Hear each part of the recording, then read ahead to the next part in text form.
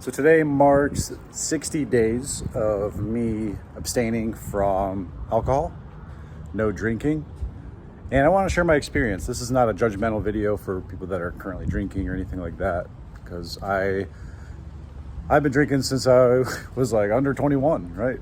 Sorry, Mom. And I'm 33 now.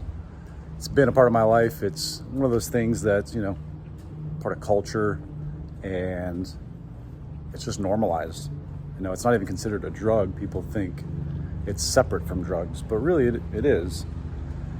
And this video is more for people that are currently, drinking, but want to learn, or maybe you're considering what it would be like if you weren't drinking, or if you took a break, or something like that. Helicopter. So I just want to share my experience. There's a lot of perks. There's some downsides too, but majority is all upsides. It's all perks to just being sober, right?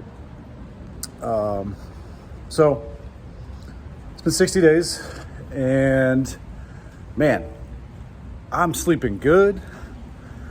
I'm not hungover. When you're in your 30s, man, hangovers, those fucking suck. You feel it more. You feel it in your whole body. And it just like, man, you wake up, it wastes a whole day or half a day. We could be doing so many other things. You can be using your energy for so much other things you should be doing. So, I'm sleeping good. No hangovers, don't have to worry about that. I'm saving money. I live in Scottsdale, Arizona. Drinks aren't cheap. You're spending anywhere from like 13 to 20 bucks on a cocktail. You multiply that by 2, 3, 4, whatever, you're spending some coin. You're dropping some coins, right?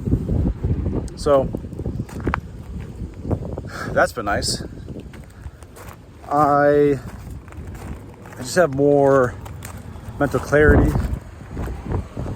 I'm working out more because I feel like I have more energy to work out. I'm not like, oh, I'll just sleep all day and chill and recover. And, I guess what pushed me to trying it was like, first, let's experiment, man. I've been drinking. And to be clear, I've never had like a drinking problem. Like, usually the guy that has 1 or 2 drinks is cool. Sometimes, we'll binge drink at a celebration of some sort, or when I'm out with friends. I can handle myself pretty good. I'm somewhere in the middle, right? Like where most people are, where it's just like, just a part of the lifestyle. But for me, I realized if I truly want to be my best self, like the best version, and I was curious what the best version of Zach can be to reach my potential, I knew internally deep down that I couldn't experience that best version of me if I was drinking all the time. Because it has that domino effect. If you ever read the book Compound Effect by Darren Hardy, it starts to compound over time. Little habits, little decisions start to compound. So I decided, like after my 33rd birthday on July 7th, that I was just gonna stop drinking and see how long I can go. And not to say I won't in the future, but I just feel so good. Like I just feel 10 times better, to where like I'm kind of afraid to even go back to drinking, because I don't want to go down that rabbit hole again and pick up the habit and not get all the benefits that I'm getting right now. So I'm sure I will in the future for a celebratory thing, or who knows. But as of now, I have no desire. At first, it was a little hard, first week or so, because you have that pressure from friends. Luckily, I have pretty good friends that are understanding about that kind of thing, and they're not, putting too much pressure on me. I'll get some jokes or whatever here and there, like, oh, you're staying sober, you're not drinking, whatever. Like, come on, dude, just one, but not too much pressure. But I think that's what stops a lot of people. Like, if it's so common in like their family to be drinking, so common friends. So it's just such a habitual unwind the day, unwind the weekend thing that they use that as an excuse to not cut out the habit, even though they know they need to. So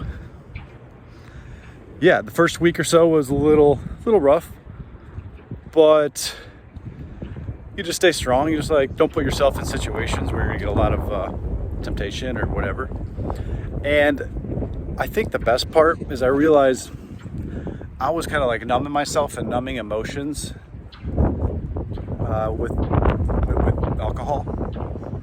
So instead of doing that, when I would get these, urges to drink and stuff, it was usually around when I was going through something emotionally or thinking about something. Sorry about that, guys. My phone overheated. It's Arizona. It's like 110 degrees out, so I had to come inside real quick to finish this video. But what I was saying is I realized I had like emotional triggers when I felt uncomfortable or I didn't want to deal with something emotionally.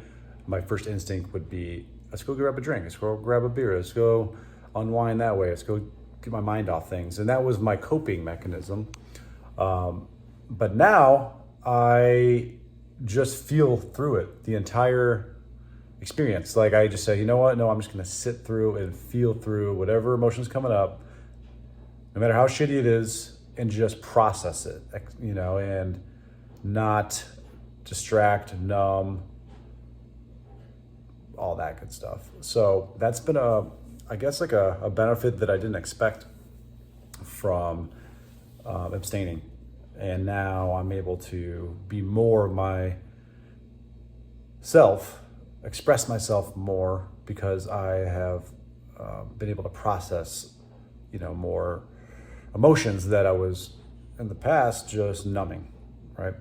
So some disadvantages is that now I'm kind of having to relearn how to interact in social situations without the social elixir of alcohol, which, it puts you in a different state, right? It kind of lowers your judgment, it lowers your anxiety because you care a little bit less. And there's those perks to it, but I'm confident and I'm in the process of being able to freely express myself completely sober, which is more challenging, but I feel like is more beneficial. So I'm not dependent on anything to be able to do that. So yeah, maybe a temporary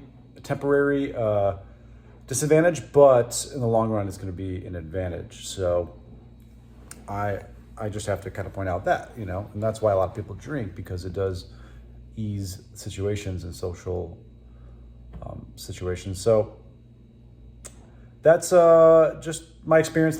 60 days. It's been good. It's going to continue to get better. I feel like it's going to compound. And if anyone is watching this, they're thinking, hey, maybe I want to try taking a break. Just don't psych yourself out. Think baby steps. Think, I'm just not going to drink this week. Or if you've been drinking a lot, just be like, I'm just not going to drink tomorrow. Just think one day at a time.